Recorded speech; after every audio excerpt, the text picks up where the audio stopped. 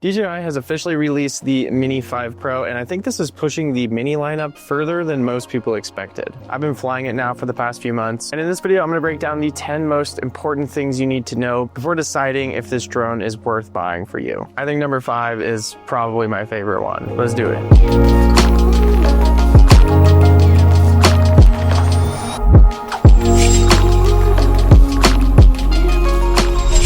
Before we get into the first point, I have a big favor to ask of you guys, and that is just to hit the like button. It genuinely helps the channel out a ton, and if you do hit the like button, I'll put a photo of an adorable koala at the end of this video. So it has been quite a bit since DJI released the Mini 4 Pro, and for a lot of people, this drone already felt pretty close to perfect, which made a lot of people wonder, what could DJI possibly do to upgrade this drone while still keeping it under 250 grams? Well, the Mini 5 answers that in a pretty big way. So the first thing that I want to talk about is not the flashiest upgrade in the world, but in my opinion, it's a pretty big one, and that is that they've upgraded the internal storage from 2 gigabytes in the Mini 4 to 42 gigabytes in the Mini 5. With the 2 gigabytes on the Mini 4, honestly, you could get just like a few shots before it filled up. So if you either forgot an SD card or you're in the middle of a flight and you ran out of storage on your SD card, you're kind of just screwed. But with 42 gigabytes of storage on the 5, that's enough to not even use an SD card if you don't want to. I would still always recommend using an SD card just because offloading is way easier. But this feature is one of those features that you don't really know you need it until you actually need it, and if you don't have it,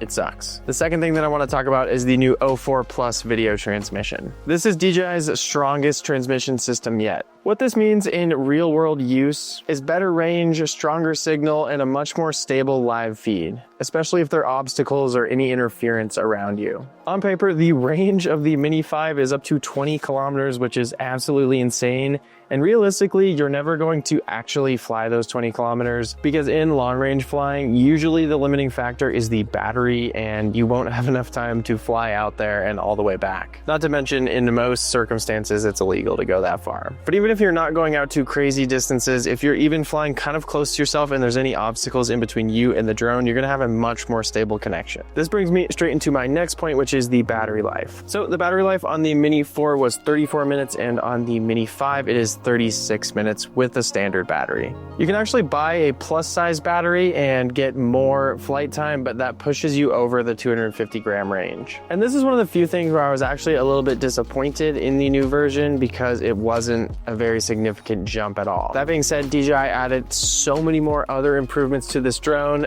It's amazing they were able to improve it at all. All right, now let's get into video quality, which is really where this drone starts to separate itself from the Mini 4. So the Mini 5 has a 1-inch 50 megapixel sensor, aka the camera on this thing absolutely slaps, and it's crazy to me they were able to fit such a good camera on such a tiny drone. With this sensor, you can shoot up to 4K 120 frames per second. It has multiple color modes like D-Log-M and HLG, and because it's a 1-inch sensor, you're going to be getting great low light performance. My personal recommendation is to shoot on D-Log-M. You're just going to be getting a little bit of a flatter image, but you're going to have better dynamic range. And if you shoot on that, you're going to have to be doing a little bit of color grading in post, but you're going to end up with a much better image. If you don't want to edit in post, the normal color profile works just fine as well. By the way, if you're someone who wants to color grade your footage exactly like you see here on this channel, I sell a pack of 4 video filter LUTs that you can just automatically apply to your footage, and it just gives it that cinematic look. Link is below.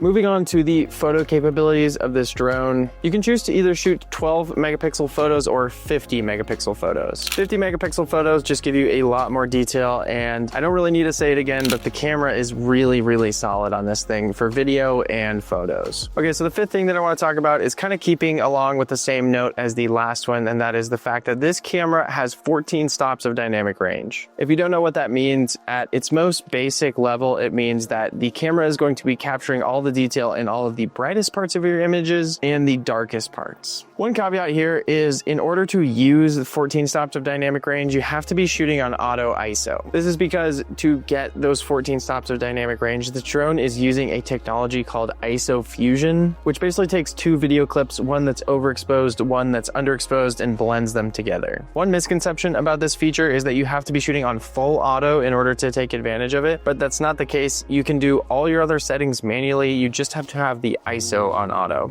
This just helps so much in high contrast situations, like for example, if you're shooting a sunset or sunrise, a lot of times the ground is going to be completely dark, but with this drone, you can still capture the details. Hey guys, taking a quick break from the video here to let you know that this video is sponsored by Artlist. And I want to show you the huge update that they just rolled out. Then I'm going to show you exactly how I made this transition using the new update. Now, I don't use AI to replace my work, but it is super helpful for a few different things. Things like storyboarding, building pitch decks, or creating transitions for real clips. And in the past, honestly, using AI tools has been such a pain. So I want to just take a second and walk you through it. It's basically a really clean, simple UI that just makes everything feel like it actually belongs in a creator workflow and not like you're trying to operate a spaceship. So let me show you this transition that I'm working on right now. So this is a transition where it's basically going from a drone shot to a clip of my suspension that I got. I just put a GoPro down under the wheel, and I just wanted to smoothly move between the two. So I'm inside Artlist AI Toolkit and everything is just right here. You can either select photo or video, select whatever model you want, the ratio, duration, you can choose if you want audio or not, resolution, you can even add a negative prompt and choose how closely it follows your prompt. So I'm gonna select this model because it allows me to do a start and end frame.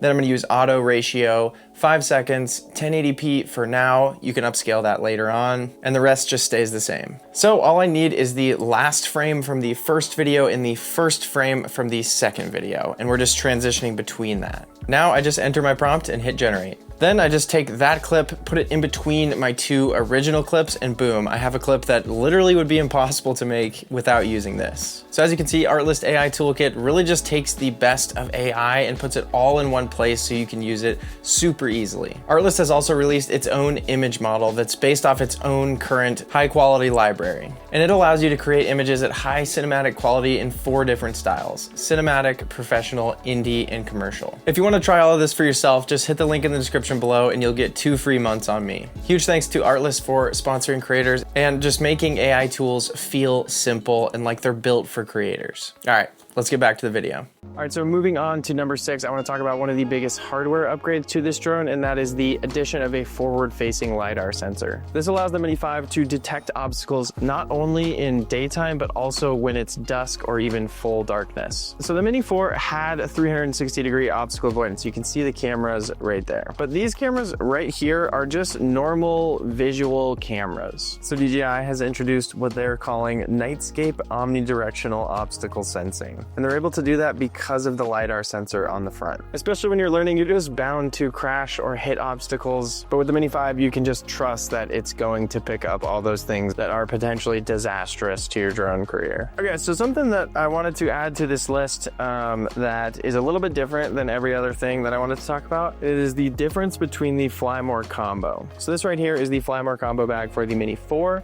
and this one is the bag for the Mini 5. As you can see, there's a pretty big size difference.